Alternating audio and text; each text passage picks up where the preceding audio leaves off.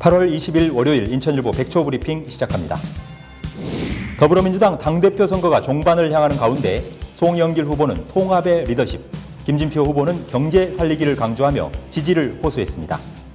전국 대의원 여론조사 결과 송 후보가 이해찬 후보를 바짝 추격하며 지지율 상승세를 보였습니다. 인천국제공항 공사가 여객터미널 시설물 제작비 15억 원을 공항에 입점한 면세점 3군데에 분담시킨 사실이 뒤늦게 드러났습니다. 면세점 입찰 평가 때 슬그머니 비용 분담 항목을 포함시킨 것인데 갑질 횡포 논란이 일고 있습니다. 이명박 정부가 인천 계산천에 123억 원을 쏟아 고향해강 사업을 벌였는데 물이 흐르지 않는 죽은 하천으로 전락했습니다. 유수량이 없고 녹조만 잔뜩 끼어 생태 하천으로 만들겠다던 취지가 무색한 실정입니다. 지난 수십 년간 집단 민원의 대상이었던 안양 연현마을 아스콘 공장이 아파트 단지로 공영 개발됩니다. 이재명 경기지사 취임 이후 처음 이뤄진 고질 민원 현장의 1호 해결 사업으로 평가됩니다. 시흥시가 세종, 부산에 이어 국내 3번째로 4차 산업혁명을 이끄는 스마트 실증도시로 탈바꿈됩니다. 국토교통부가 재정을 대고 경기도와 시흥시는 행정적 뒷받침을 하기로 했습니다. 내년 경기 세계 도자 비엔날 내에 북한 도예인들을 초청하는 남북 도예 교류가 추진되고 있습니다. 베일에 가려졌던 북한 도자 정보와 복원 기술이 빛을 보게 될지 주목됩니다. 이상 인천일보 백초 브리핑이었습니다.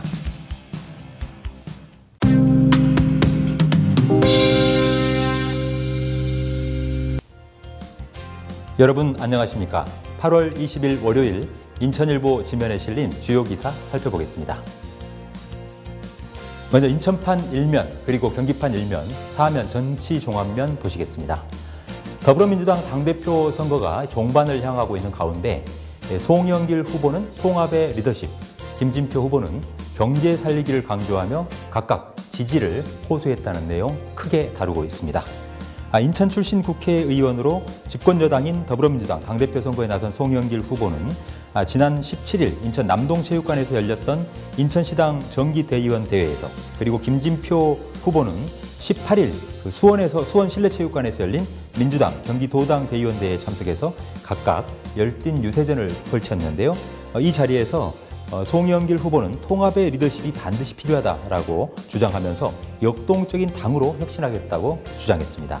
김진표 후보는 민주당의 전반적인 개혁을 약속하면서 첫째도, 둘째도, 셋째도 경제다라고 하면서 참여정부 시절 재정경제부 장관 겸 경제부총리를 했던 자신의 경제 이력을 부각시키는 데 집중을 했다고 합니다. 이런 가운데 송영길 후보가 최근 실시된 여론조사에서 상승세를 보이고 있다는 점도 눈길을 끌고 있는데요. 여론조사기관 리얼미터가 지난 17일 전국 더불어민주당 대의원 3,249명을 대상으로 자동응답 전화 조사와 그리고 대의원 전화번호 표집틀을 통한 RDD 방식으로 2차례 전수조사를 벌였는데요. 56.2% 응답률 가운데 이 대의원 반영률이 22.7%였다고 하는데요. 이 여론조사 결과 이해찬 후보가 35.2%의 득표율로 1위를 차지한 가운데 송영길 후보가 32.5%로 거의 오차범위 내에서 2위를 차지했고요. 김진표 후보는 30.4%를 얻어 3위를 차지한 것으로 그렇게 조사가 됐습니다. 한편 민주당은 오는 25일 서울 잠실 올림픽 체조 경기장에서 전당대회를 열 예정인데요. 대의원 45%, 권리당원 40%, 일반 국민 10%, 일반 당원 5%의 투표로 차기 지도부를 확정할 예정입니다. 이어서 인천판 1면 종합면 기사 보시겠습니다. 인천국제공항 공사가 제2여객터미널 안에 있는 랜드마크 시설물을 설치하면서 이 시설물 제작비 약 15억 원을 공항에 입점한 면세점 3군데에 분담시킨 사실이 뒤늦게 드러나서 갑질 횡포 아니냐 이런 논란을 사고 있다는 내용입니다. 사연은 이렇습니다. 인천공항 제2여객터미널 3층 출국장 보안구역 내에 동측과 서측에 세워진 랜드마크 시설물 2개가 설치가 되어 있는데요. 총 제작비는 20억 원이 들었다고 합니다. 그런데 이 가운데 인천공항공사는 5억 원만 부담을 했고요. 나머지 15억 원은 누가 냈을까요? 이 터미널에 입점해 있는 롯데, 신라, 신세계 등 3개 면세점이 각각 5억 원씩 15억 원을 떠안았다고 하는데요. 총 비용으로 치면 75%에 해당하는 금액을 이 입점 면세점에 전가한 셈이 되겠죠.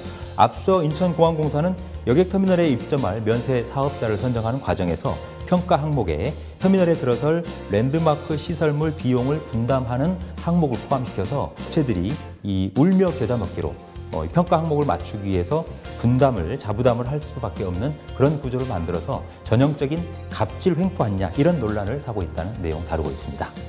이어서 인천판 19면 사회면입니다. 이명박 정부가 지난 2010년부터 4대강 살리기 후속 사업으로 고양해강 사업을 시작했는데요. 이때 선정된 곳 중 하나가 인천 계양구에 있는 계산천이었다고 합니다. 이 계산천을 생태하천으로 살리겠다라는 사업 내용이었죠. 총 사업비는 123억 원이 투입이 됐다고 합니다. 그런데 공사도 많이 늦어져서 작년 11월에 준공이 됐는데 1년이 흐른 지금 현재 돌이켜보니 물이 흐르지도 않고요. 그나마 고여있는 물은 녹조 현상으로 초록색으로 변한 상태고요. 흐르는 물도 유수율이 거의 없어서 흐르지 않고 있어서 오히려 이 도심 속의 애물단지로 전락했다. 이런 내용 싣고 있습니다. 이어서 경기판 19면 사회면으로 가보시겠습니다. 지난 수십 년 동안 집단 민원의 대상이 됐던 안양 연현마을 아스콘 공장. 최근 몇 차례 보도해드렸습니다만 이 연현마을 인근 주민들은 아스콘 공장이 재개를 하려고 하자 집단 반발해왔죠. 거기에서 나오는 대기오염 물질로 배출이 되면서 살기가 너무 어렵다 이런 고질 민원이 있었는데요. 그동안 갈등이 심했습니다. 그리고 이재명 경기지사가 취임 처음 방문했던 민생 현장이 바로 연현마을인데요. 이제 이 부분이 풀렸습니다. 경기도가 연현마을 아스콘 공장 부지를 사들여서 공영 개발로 아파트 단지로 만들기로 하는 그런 계획을 확정을 했기 때문인데요. 경기도시공사가 사업을 시작할 예정인데 1,500억 원의 사업비를 들여서 이 아스콘 부지를 사들여서 이 부지에 904세대가 들어설 수 있는 아파트 단지로 건설하겠다 이런 방안을 내놨습니다. 여기에 대해서 안양시 그리고 현지 주민들도 모두 대타협을 이뤄서 이른바 이재명식 1호 민원 해결의 사례가 되고 있다. 이렇게 크게 보도하고 있습니다. 이어서 경기판 3면 종합면으로 돌아와 봅니다. 시흥시가 세종시, 부산시에 이어 국내 세 번째로 4차 산업혁명 시대를 이끄는 스마트 실증 도시로 탈바꿈될 예정이라는 내용 비중 있게 다루고 있습니다. 국토교통부가 시흥시에 592억 원을 투입할 예정인데요. 데이터 기반한 스마트 도시 실증 도시를 2022년까지 만들겠다 이런 구상입니다. 이에 발맞춰 경기도의회도 새로운 스마트시티 도시 모델을 만들고 새로운 산업 육성에 앞장서기 위해서 스마트 도시 관련 조례도 제정하기로 했다는 소식입니다. 국토부는 올해 초 세종시와 부산시를 스마트시티 국가 시범도시로 선정했는데요. 최근 이 시흥시를 스마트시티 실증도시로 선정을 하게 됐다고 합니다. 끝으로 경기판 1면 종합면 보시겠습니다. 2019년에 열릴 예정인 경기 세계 도자 비엔날레 대회. 여기에 북한 도예인들을 초청하는 남북 도예 교류가 물밑에서 추진되고 있다는 내용 전하고 있습니다. 경기 도자 비엔날레는 아시다시피 지난 2001년 처음 열렸는데요. 세계 70개 나라 도자 예술가 1000명 이상이 참여하는 세계적인 대표적 도자 축제로 성장한 상태이지요. 한국도자재단이 내년에 기획단을 구성해서 남북 도자 공동 전시, 또 제작 기술 공유 등을 하는 방안을 물밑에서 접촉 중이라고 하는데요. 현재로서는 방문 규모와 작품 수 등은 정해지지 않았다고 합니다. 하지만 이 방안이 성사될 경우에는 이 대한민국 도자 발전에 획을 그을 중요한 이정표가 될 것으로 보이는데요. 사유는 지금 현재 북한에서는 세계적으로 유명하죠. 고려청자를 당대에 아주 버금갈 정도로 그렇게 보존하는 복원 기술을 갖추고 있다고 합니다. 또 지금 현재 남한에는 알려져 있지 않지만 북한의 도자 작품들이 굉장히 많다고 하는데요. 실제로 얼마나 있는지 이런 부분들도 교류가 성사될 경우에는 세상의 빛을 드러낼 수 있지 않을까 이렇게 전망된다는 기사 싣고 있습니다.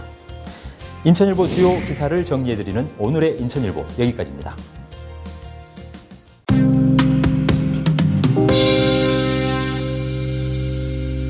이슈 토파보기 시간입니다.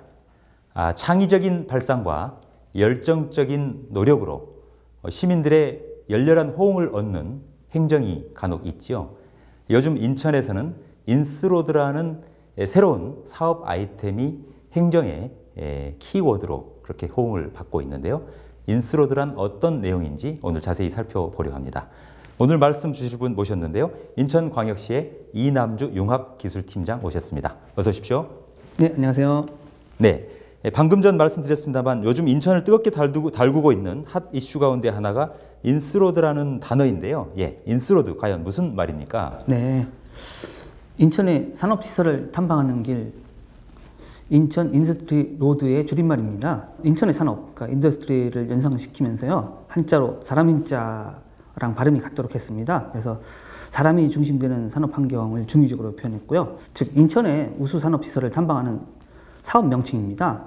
사람이 중심되는 환경이란 산업시설에서 일하시는 분, 또 인근에 거주하시는 시민들, 바이어 등 산업공간과 연관되는 모든 분들이 좋은 경험을 얻을 수 있도록 쾌적하고 아름다우며 일하기 좋은 복지시설이 잘 구축된 근무 환경을 뜻하기도 합니다. 네, 그렇군요. 인천 인더스트리 로드, 이걸 이제 중의적으로 이 약자로 만든 거군요. 네, 인천시가 요즘 중소기업의 인력난과 또 구직자의 취업난, 즉 일자리 미스매칭 해소를 위해서 이런 인스로드 프로그램을 적극 펼쳐오고 계시다고요? 네. 어떤 내용입니까? 최근에 구직자의 취업 결정 요인을 알아봤더니요, 작업 환경, 또 고용 제도, 복리 우생 순으로 조사됐습니다. 회사 규모와 인지도도 중요하지만요, 복지 상태와 업무 환경을 더 중요시하더라고요. 우리 인천은 또 질 좋은 일자리가 부족해서 대졸자의 62%가 외지로 유출되는 실정입니다. 네. 또 지역의 산업단지가 30년 이상 된 곳이 70%로 노후산업단지가 꽤 있죠. 전체 산업시설 중에 90%인 9천여 개 업체가 매우 열악한 환경을 갖고 있는 것으로 조사되었습니다. 특히 산업계의 인력난과 일자리 미스매치 현상도 심각한 상황인데요. 그래서 우리 시에서는 우수 산업시설을 발굴해서 적극 홍보하고 산업시설에 대한 부정적인 인식을 개선하는 탐방 프로그램을 만들게 되었습니다. 여기에 일자리 미스매치 해소를 위한 취업 연계 프로그램도 포함해서 인스로드라는 사업까지 개발하게 된 것입니다. 네, 그렇군요. 그렇다면 구체적으로 이 인스로드 사업 무엇을 어떻게 운영하고 있는 것입니까? 우선 우수한 산업시설에 인재가 모이겠죠. 그래서 우리 시는 우수한 중견기업을 발굴 선정하는 인천에서 가장 아름다운 공장 어워드를 진행하고 있습니다.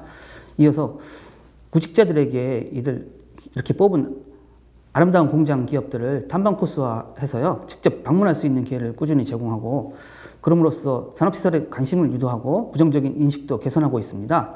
탐방 프로그램 같은 경우는 학생과 시민 희망자를 30여 명 해서 대상자로 해서요, 매월 2회 이상 실시하고 있고 1회에 약 4시간 정도 진행하고 있습니다.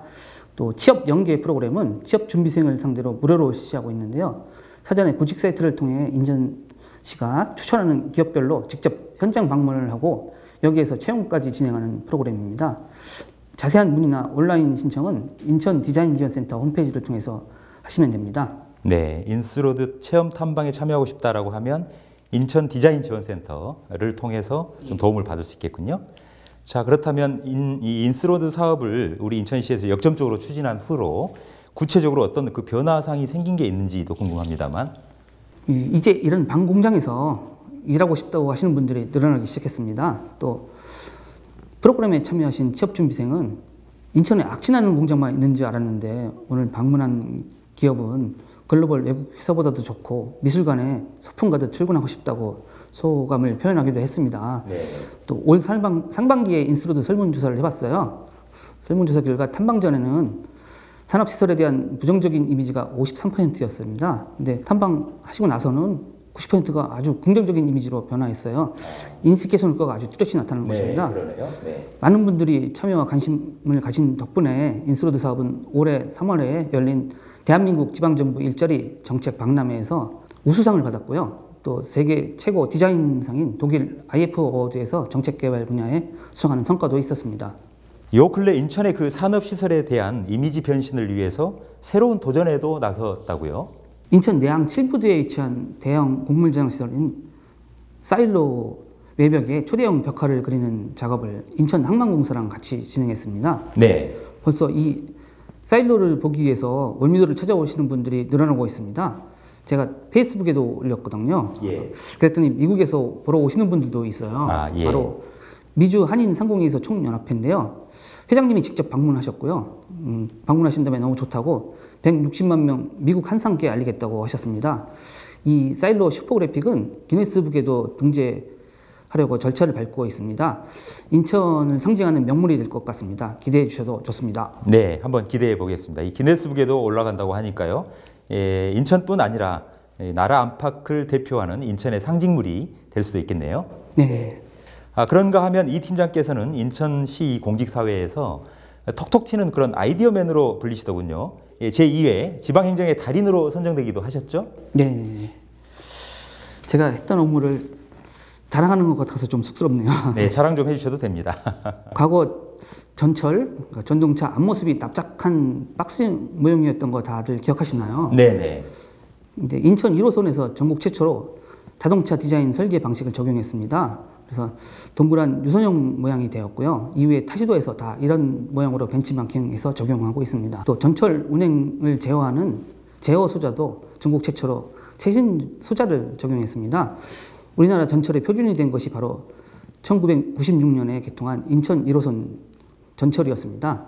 제가 당시 시에 도시철도 건설본부 차량팀에 근무하고 있을 때였습니다. 이 밖에도 지하철 출입문 개폐로를 스크린도어와 연동하는 아이디어로 약 100억 원을 절감했고요.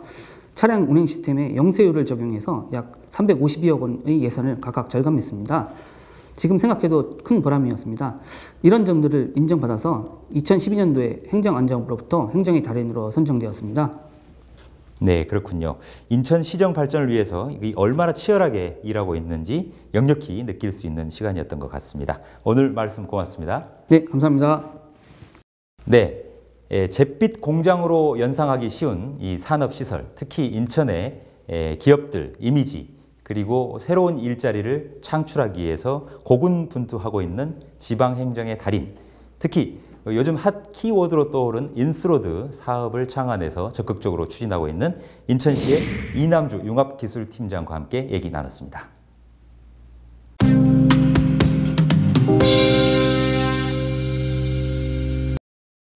생생정보 알려뷰 날씨 정보입니다.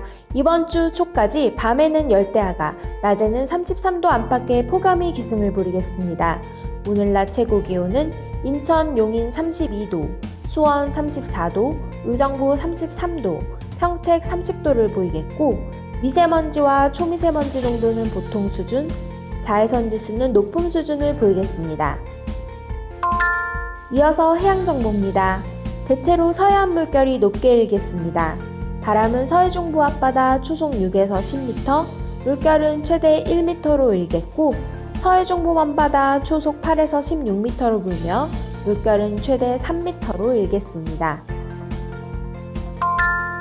오늘의 한마디.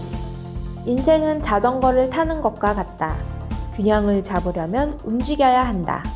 알버트 아인슈타인. 이상 생생정보 알려뷰였습니다. 지금까지 8월 20일 월요일 인천일보TV 뉴스였습니다. 저희는 더욱 알찬 소식으로 내일 아침 찾아뵙겠습니다. 감사합니다.